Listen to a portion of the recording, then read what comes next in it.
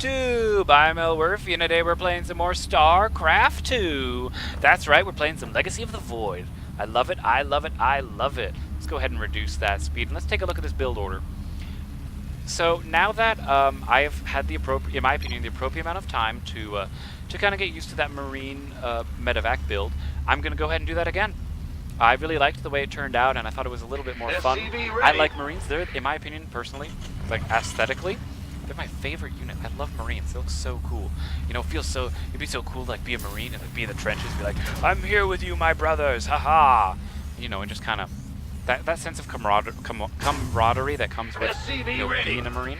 Oh, and of course, in the top left corner here, we have Opus Dei.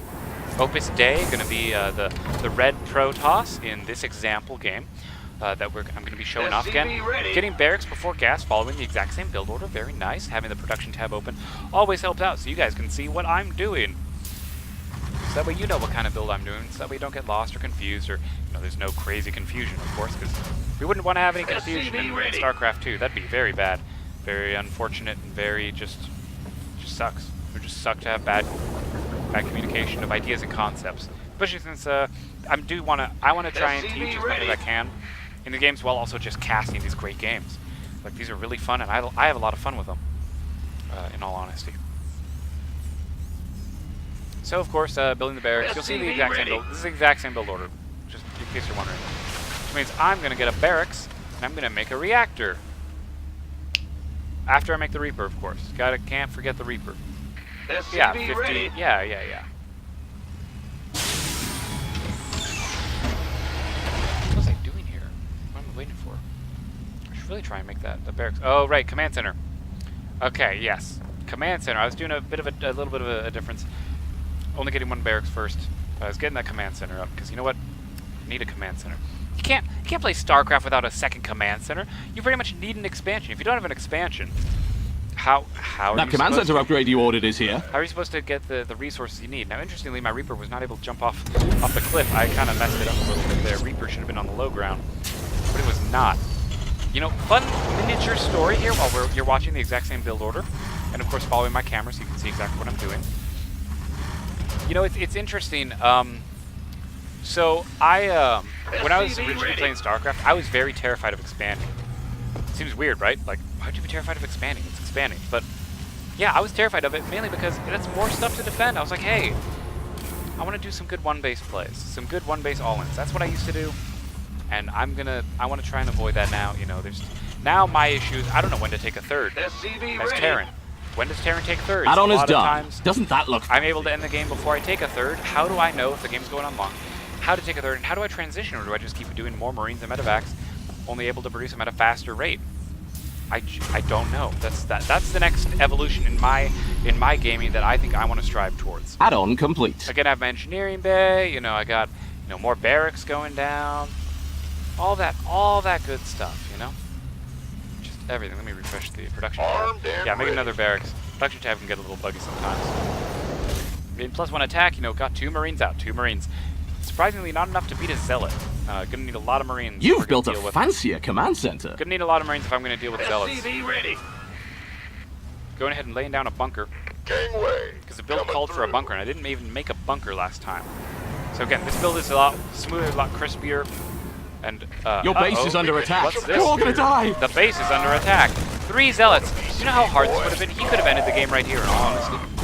He could totally have ended the game. That was a rallying Marine. I forgot to micro. If I'm smart, I'd move in an attack and then, like, you know, pull back. I tried to do some micro, but it didn't quite work. And there's no way I was opening that sliding blow, you know. He was just dead. And then he does, for some reason, he recalls away. Not sure I would have agreed with that play, but he recalls away.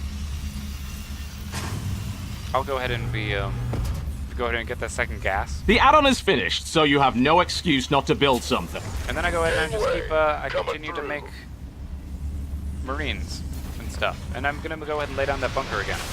So you notice my money can get kind of high if I really let it. I spam out SCVs, because you know, why not? I need the SCVs, I need to have something to do.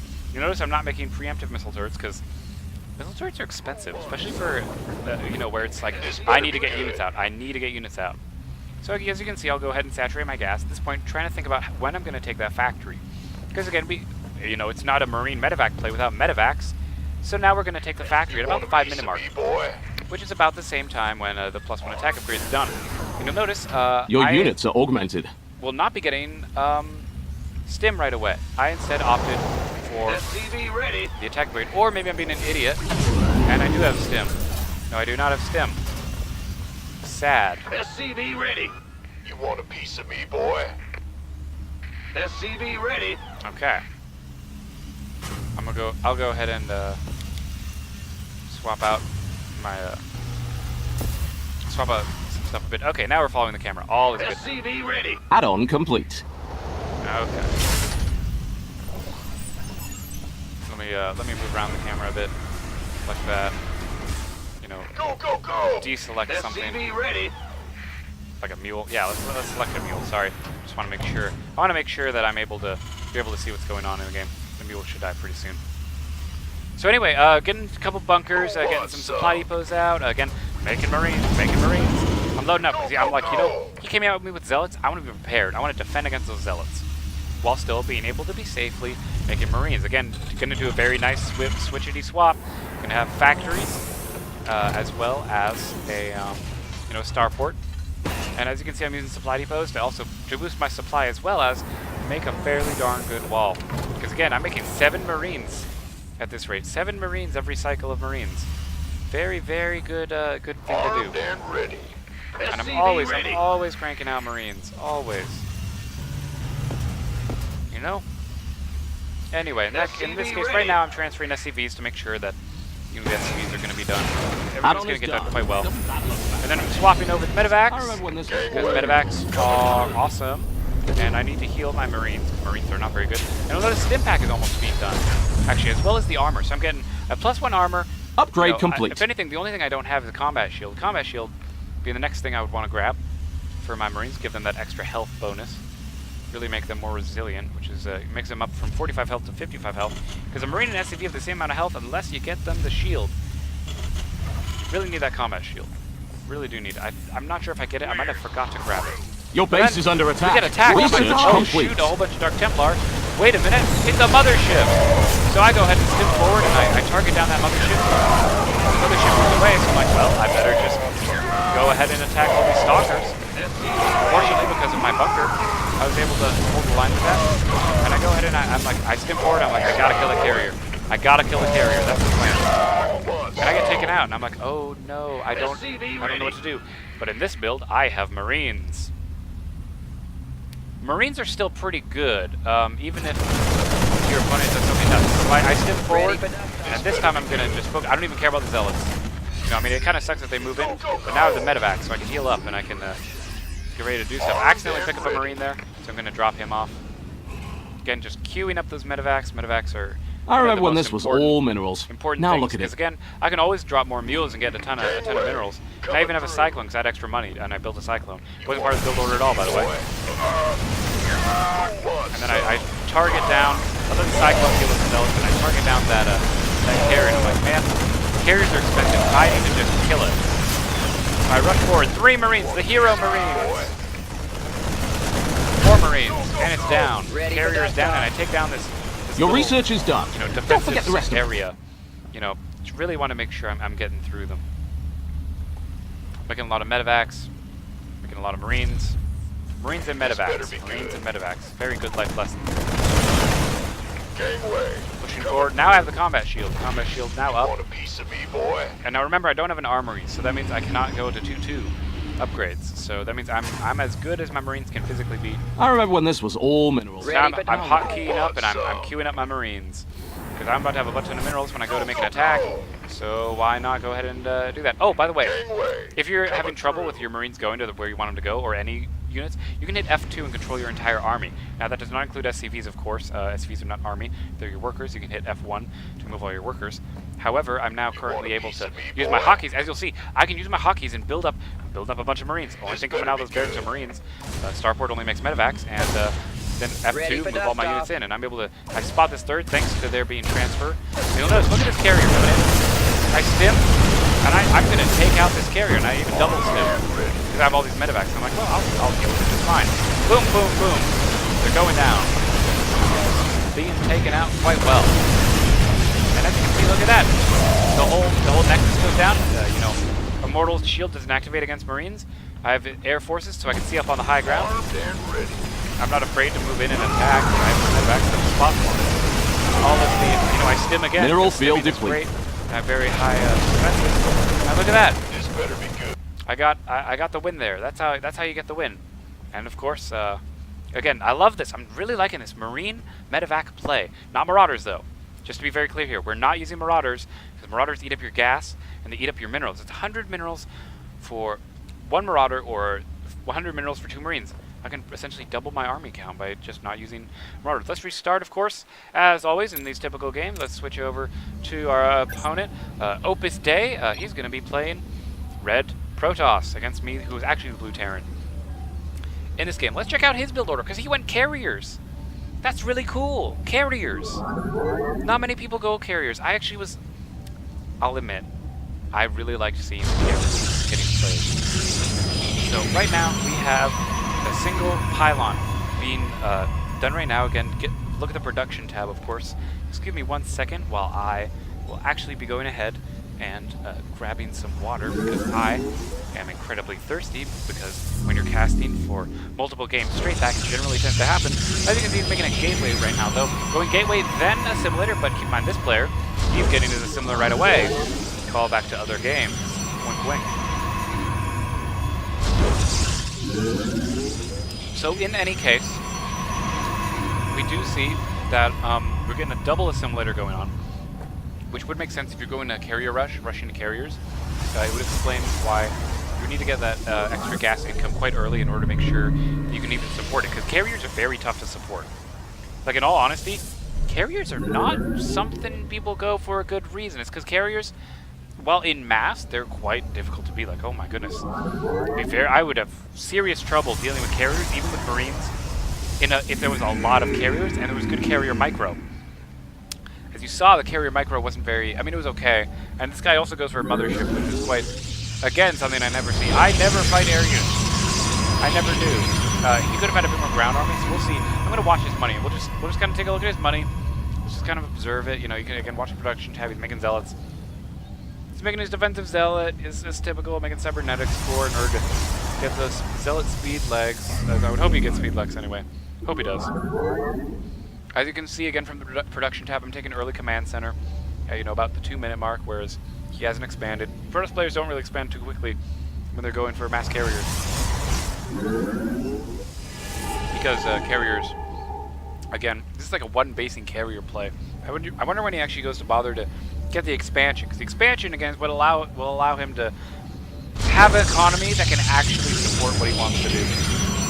Again, building up his Stargate, again, quite early, actually, not even at 3 minutes yet, and he's already laying out the Stargate, so he's really just kind of cranking through. Again, partly because he's not building a lot of units, so that'll make him build his Stargate a little faster. Quite nice, quite nice. Again, building a pylon. Now he's finally, I think now, yep, he's saved up his money. He's now going to build his Nexus. Okay, so his Nexus is going to be starting about when my second command center is finishing. So means my expansion will be up a little bit longer. And he actually is now sending out his zealots at about the 3-minute mark, about the same time when his Stargate comes up. So that's interesting how he's, I actually kind of like that. The way he's using his zealot attack to help protect me from making any sort of early aggression against a carrier rush. Because if you're going carrier, again, you don't have a lot of resources to spend on other units. If you're going carrier, and you try and also go for an army, I'm again making an assumption here that you want early carrier, not like carriers to support your main army. Instead, in this case, the main army is carriers, and you want units to support the carriers.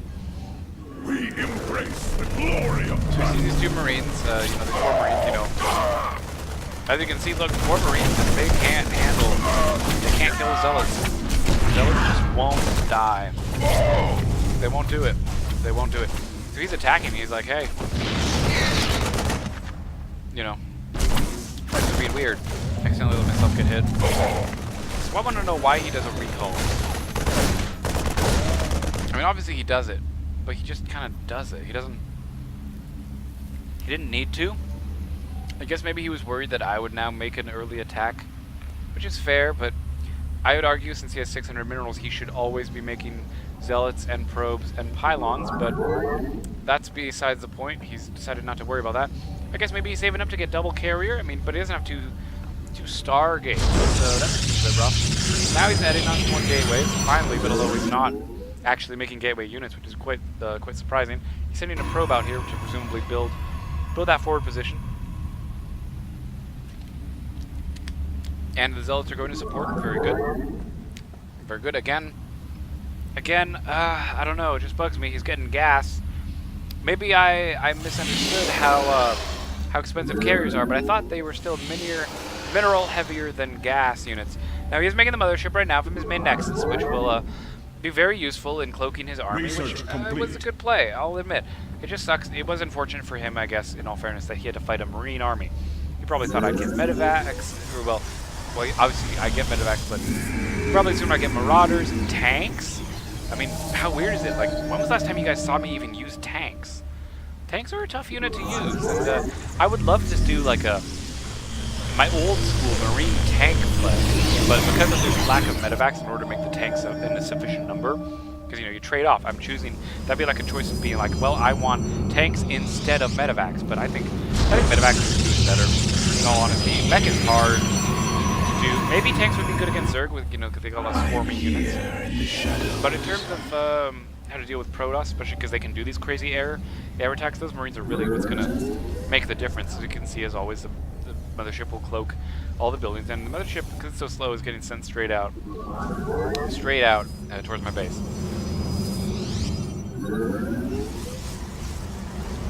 And the first carrier that was being produced is now almost done. And let's just take a look at the unit counting station. I have 23 Marines, a Reaper, and 30 SCVs. And of course the 2 mules that make my race Imba for some reason. He has 1 Mothership, 4 Stalkers, and 5 Zealots. And he's beating me on probes, 37 probes. Very good on probe count, but unit count seems to be lacking. And we're both, look at us, we're almost perfectly synced up with our supply. We both have 70 out of 70 supply. Both need supply blocks. We're in a production tab. I'm not actually making a supply depot right now. Why am I doing that? Anyway, he's making his Robo Bay. He's making stuff. Not a whole lot in the unit production front. I don't know why he thinks is enough. Contrary to popular belief, the Mothership doesn't actually do a whole lot of damage. Mothership is more there to stall, so your army that does damage can get free shots off. That's how I view the Mothership. He even has visual of like how, he's got bunkers. Bunkers, bunkers automatically just attacking your Mothership. And I'm going to sim forward and just go after that Mothership and then just put it down. See how the Mothership died? That's crazy. And his carrier, look, his carrier should have also been in the battle. I would have not had a chance if his carrier was in the battle. Now he has to warp into this and I'm targeting this carrier that's taking damage. If it wasn't being repealed by by the shield battery, his carrier would have gone down. As we know, he's going to rebuild the Mothership. This time he's extended himself a bit too much out. And I'm just going to fall back. Why would I risk my Marines when he has a carrier? It's not even like the shield battery heals all that quickly either. That's the weird thing. So he's going to go ahead and start taking his expansion. Very nice. That actually is something I like, because he certainly needs more minerals. Does not need gas. Maybe he should make some more kind of more gas heavy units, I think. As far as I know. You can see he's just taking his interceptors, he's flying around, killing stuff. He is on a roll, murdering stuff. But as we saw in the first part, I do go ahead and with my hero troops and take the medevac flight, kill off the carriers. So what does he do in response? He's watching this. He sees what I'm doing. He's making a carrier and a Mothership. He should be warping in. Yeah, that's what I'm talking about. He should be warping in some units. Units to attack my stuff. Because that's how it's meant to be done. I mean, let's look at the unit counting station. He has 3 Zealots. Let's make it an Immortal and some more Zealots, sure. I have 33 Marines and a Cyclone, 4 Medevacs, and a Reaper. He has 4 Zealots, 5, 6 Zealots, so Zealot count. He has 6 Zealots. That's not very much. I know he's building a carrier, I know he's building a mortal, I know he's building Mothership. But after seeing how little units I had when I killed those first ones, I don't know. I just feel like again, I feel like this is the biggest flaw I'm seeing in players. Is that my opponents, they seem to not be spending their money. Not quite sure why. Okay, unit counting station. I have 47 Marines, and look at that. My Marine count is not really changing as I killed 2 of his super expensive units. Heck, I don't even acknowledge his zealots until after I've murdered like a lot of stuff. And I was like, oh, what is he gonna do? He's just gonna make another carrier, makes another mothership, I think, right? Yeah, make another carrier, making Tempest. No one uses Tempest anymore, but then he's like, well, I can't get him out in time, so he leaves. In all fairness, like if we're being honest here, it's just a bit of a shame to me that, you know, there's not more spending of units. Like, I doubled his supply. I don't know, guys. What do you think? What do you think? You know what? Comment below what you think about this trend I'm seeing of players not spending their money. I don't know. Maybe I'm missing something here. Maybe I'm reading too much into it, but it seems like players just don't have enough stuff. You know. Anyway, guys, I'm Elwirfy. As always, thank you all so much for watching, and I'll see you guys next time.